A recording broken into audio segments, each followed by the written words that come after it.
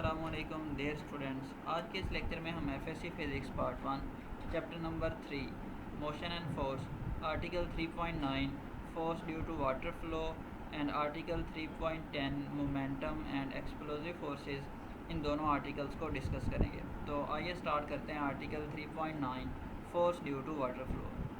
अगर आपने कोई ऐसा सिनेरियो देखा हो जहाँ से एक पाइप में से वाटर जो है वो फ़्लो कर रहा हो, आपकी तरफ आ रहा हो और आप उस वाटर के आगे हाथ करें तो आपको ऐसा फ़ील होगा कि जो वाटर है वो आपके हाथ पे फोर्स लगा रहा है। इसकी वजह ये है कि जो वाटर जब आपके हाथ के साथ स्ट्राइक करता है तो उसका मोमेंटम चेंज होता है, तो उसी चेंज इन मोमेंटम की वजह से आपके हैंड पे फोर्स फील होती है। आज हम उस फोर्स को फाइंड करेंगे जो फोर्स वाटर एक्सर्ट करता है। तो उसके लिए हम कंसीडर करते हैं कि वाटर फ्लो कर रहा है और एक पाइप में से वाटर स्ट्राइक कर रहा है एक वॉल के साथ नॉर्मली।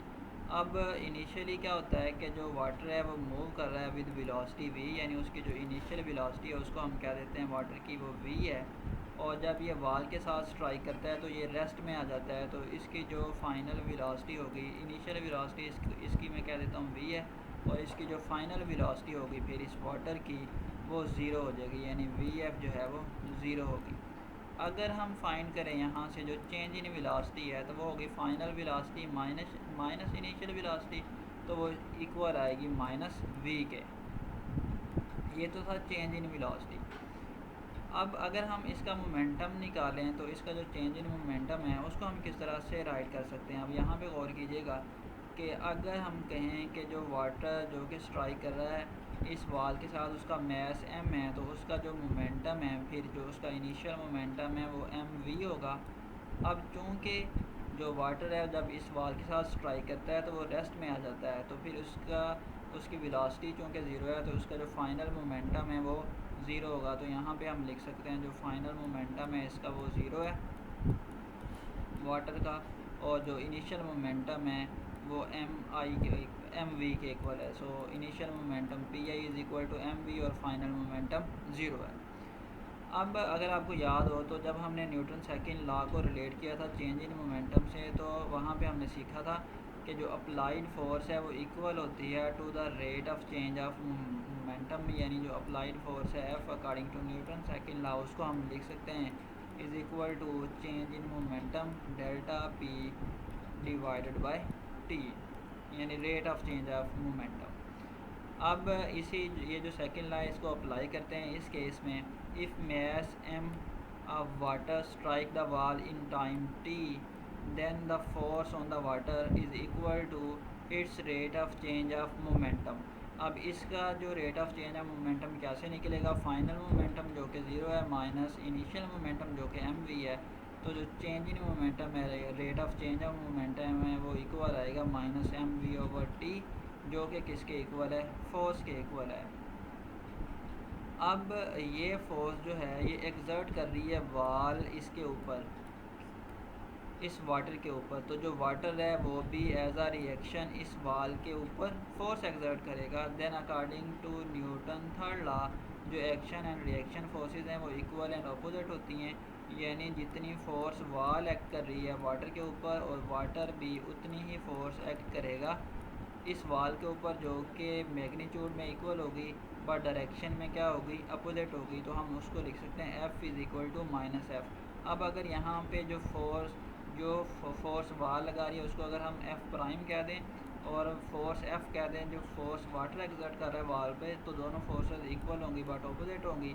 अब यहाँ पे अगर हम F प्राइम की वैल्यू सब्स्टिट्यूट करें इस रिलेशन में, तो जो वाटर की वजह से फोर्स आ जाएगी वो हमारे पास ये आती है।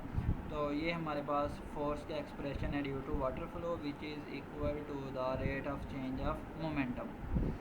नेक्स्ट आर्टिकल डिस्कस करते हैं मोमेंटम एंड एक्सप्लोसिव फोर्सेस। हमारे पास बहुत सारी एग्जांपल्स ऐसी हैं जिसमें मोमेंटम चेंज एक्सप्लोसिव फोर्सेस की वजह से होता है।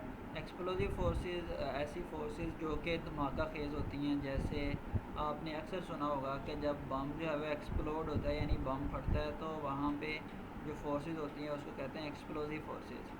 अब इसकी एक एग्जांपल लेते हैं कि एक बम जो है वो फॉल कर रहा है और ये मिड एयर में जो है वो एक्सप्लोड करता है, यानी यहाँ पे आके ये बम जो है वो फटता है। तो अब दो फ्रैगमेंट में ये डिवाइड हो जाता है। अगर हम इसका मोमेंटम को डिस्कस करें तो इसका जो इनिशियल मोमेंटम है वो mv है, और इन फ्रैगमेंट्स का अगर मैं कहूँ, इस फ्रैगमेंट की जो वेलोसिटी है वो v1 है और इस फ्रैगमेंट की जो वेलोसिटी है वो v2 है।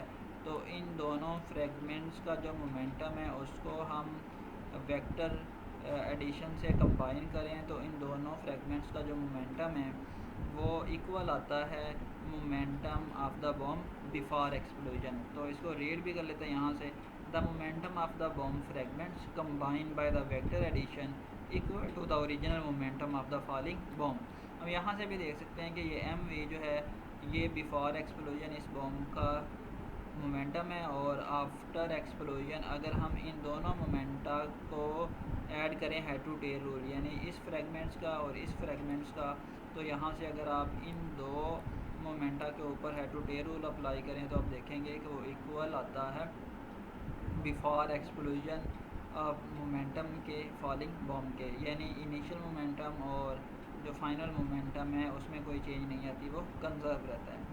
इसकी एक और बड़ी फेमस एग्जांपल है वो देखते हैं जिसमें gun bullet and gun system है। हम कहते हैं कि हमारे पास गन है, इस गन का जो मैस है उसको कैपिटल एम से डिनोट किया है, और ये जो बुलेट है इसका जो मैस है क्योंकि वो कम है, इसका मैस स्मॉल है, तो इसको स्मॉल एम से हमने रिप्रेजेंट किया।